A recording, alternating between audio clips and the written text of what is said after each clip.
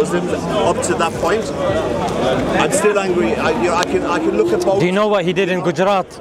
He was called the Butcher of Gujarat. I know he was the minister for Gujarat before. I was in India. And he wasn't allowed in America as a result, and even in the UK. He's a nationalist. He wasn't allowed to enter the UK or US. Did you know this? But what I want to say, Zishan, is if we see images of people's temples being in it, like in Bangladesh, being burnt down, people being treated and abused in the most horrendous way.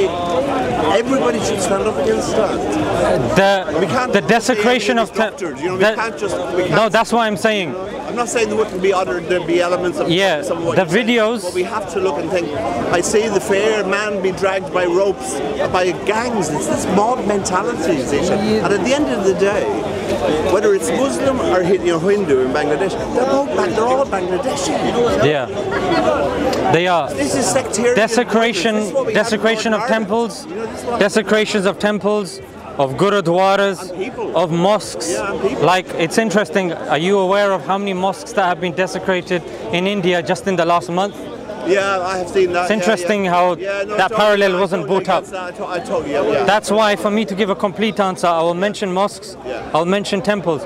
We are not allowed, in fact, I don't know if you're aware, there's actually a law in Pakistan that you're not allowed to destroy the Hindu mandirs. In fact, in my local village that I went to, it was in one of my vlogs. If you watch the vlog, I actually go outside the mandir and you can actually see. Some of your stuff. Watch the vlog where I'm in Pakistan. Whatever violence, wherever the violence comes from, I'm against it. Wherever the destruction comes from, I'm against it. And whatever country it's in, because for me, Bangladesh is Bangladesh. Whether you're Muslim or you're Hindu, you're Bangladeshi. Even the Christians that are being abused in India as well as a result. It's not just the Muslims. And the Dalits. The Dalits. They're literally. You mean the untouchable? That's what they call them. They call them the untouchables. Yeah, they call them the untouchables. I just, you know what it is? I think we just have to move on. As consciously in who we are as human beings. That's why I say I'm a humanist. We have to come away in how we look at things. We have to just know what's right and what's wrong, and not come into it from a religious. What's your name? Damien. Damien. Yeah, you did. I didn't remember your name though. The thing, Damien, is the issue with that is I come across quite a few humanists, but the thing look, I'm a spiritual person, I'm a spiritual thinker, I believe in God, I like the parts of Islam about the fitra, that's where my thinking is mostly at. But I just think when we get caught up in any books or religion to justify anything, and like you said earlier on to that gentleman about, which I was shocked at the time of Netanyahu using the certain things in the Old Testament, to justify I thought, seriously? And Putin done the same in his interview to justify why he's doing. So we have to recognise, but that's wrong, that's right. But Damien, there's one flaw. We have to evolve. There's one flaw in your. I get very frightened as a human being when I see what I see. But there's one flaw in your logic, which is. No. When, for example, there's a certain amount that you will get through fitrah. That's innately predisposed into believing certain things. However, when it comes to killing, if you speak to everybody on a human level, people will say killing is wrong. However, when I start unpacking that question, even you yourself, you will start justifying the killing. I can't justify. You justify it, tell me. Okay, so at the moment you're saying you can't justify any killing, yeah? I can justify euthanasia. There you go. Yeah, but sorry, that doesn't make the rest acceptable. I didn't make that claim. I'm saying euthanasia is where you're doing it for the benefit of the other person because they're in pain. If someone's seriously ill, right, and the quality of their life has gone beyond, and you can see them suffering in every moment of every day, and they're just in agony. So I can see the benefit of euthanasia. The death penalty. I prefer to God has the decision in taking life. But euthanasia is a compassionate, and that's the only place I would agree with it. That's the only thing. Okay, this is interesting. Where you're doing something to stop somebody suffering. Now here's the interesting thing. When you're talking about humanism, you're assuming that there are common principles with your fellow human beings. But the thing with morality is there's two types of morality. You've got objective morality, which you're tying in somewhat with innate disposition, and then there's subjective morality. I'm not an atheist, you know, that's fine. I'm not an atheist. That's fine. But when it comes to euthanasia, there's a fundamental flaw in your answer, which is you believe that to ease the suffering of a person, they die. In other words, you're saying when a person dies, their suffering is eased. Let me just finish the answer, We believe that dying isn't the end. In fact, we believe after a person dies, that life is actually longer than the life of this world. I believe that. That's but just to finish. Human death. But just physical. But what we're saying, just to finish the point. Just to finish the point, though, when we're talking about experience, the experience is the experience of the soul, and that is something that is of this world and in the hereafter. The soul remains the same. The soul, but it leaves the body. It leaves the body. The euthanasia is just for the suffering of the physical, and when they're gone, the soul leaves. The soul leaves the body, but here's the thing. Human experience. Oh, sorry. Sir, do you not accept in any level of euthanasia? No. Right. Okay.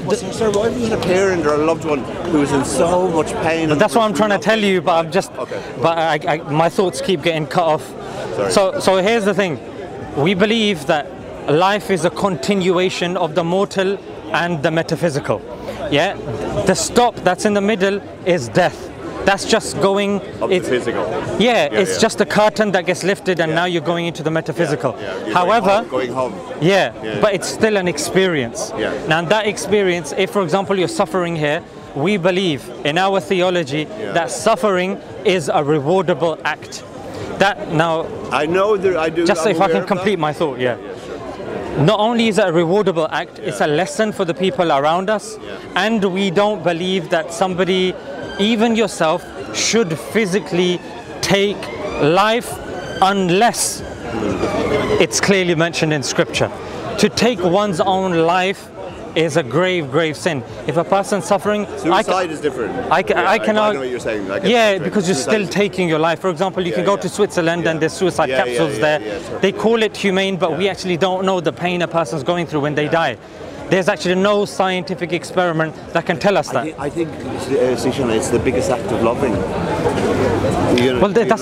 These are all. If you see somebody is just and they ask, we have to be very careful with the law when they're going down that road, because they could use that as a way out to stop paying a lot of people's pensions or whatever. There's that argument. But if somebody is day in day out is suffering, and they're paraplegic and they're in pain, do we just leave them suffering? If they say, look at that, Now here's the thing. In Islam, we believe that any suffering, in whatever capacity, is done to remove our bad deeds. And removal of bad deeds is... Coming back to scripture. It's so important that if a person's bad deeds are more than their good deeds, they will have to spend time in the hellfire. And for us, that's more of a suffering than the suffering of a disease in this world. That's why. You're coming from a scripture. So we And I'm how can we know? Do you see? Point of view. So that's where we differ on that. I think there's a bit of both, but when it comes to humane, I think there is an element of you have to pitch your tent somewhere. That do you believe in like the hereafter and heaven and hell? Yeah, I totally believe in the hereafter. Heaven and hell?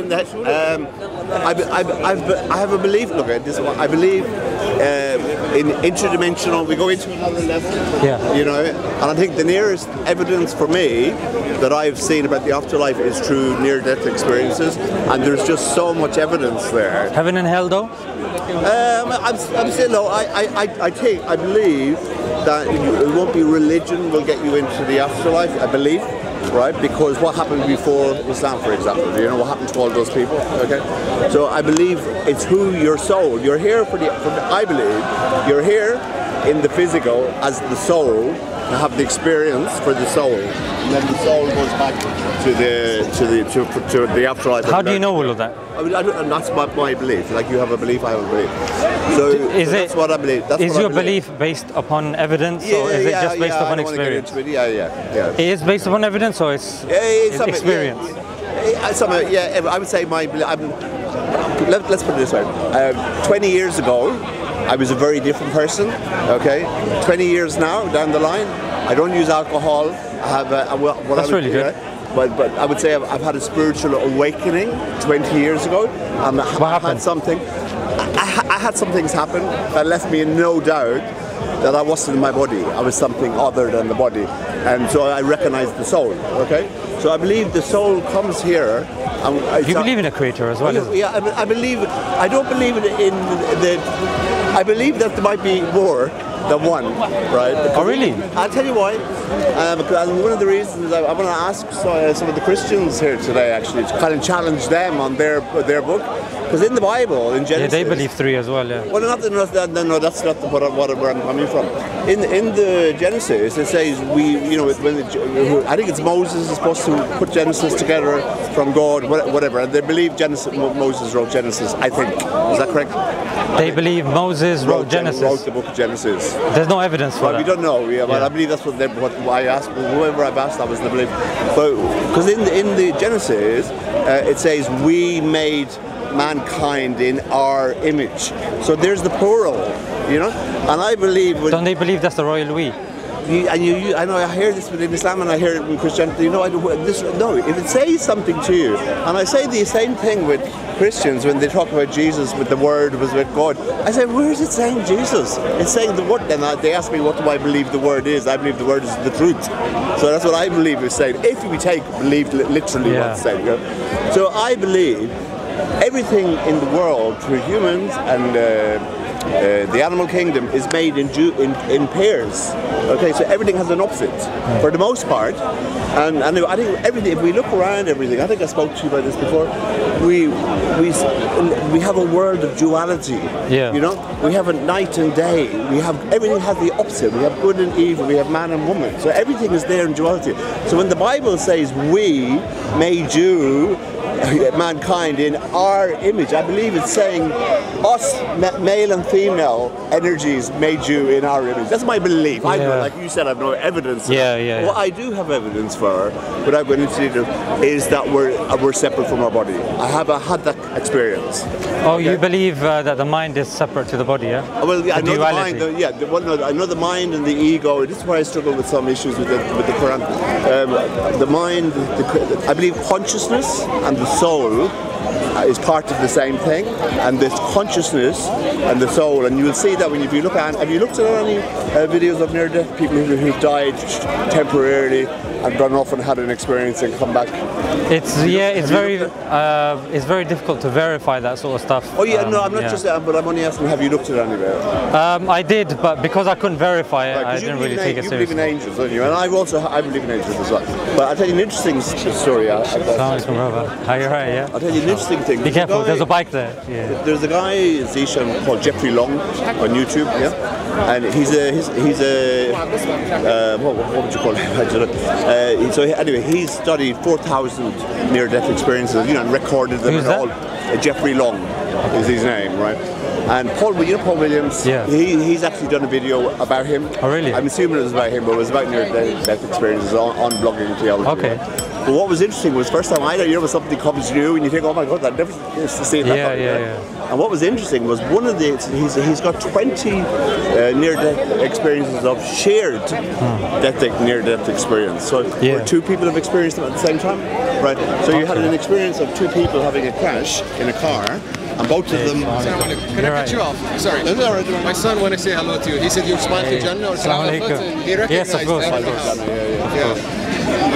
So we're coming all the way from Jordan. From Jordan? Yeah, we're Palestinian. MashaAllah. Welcome.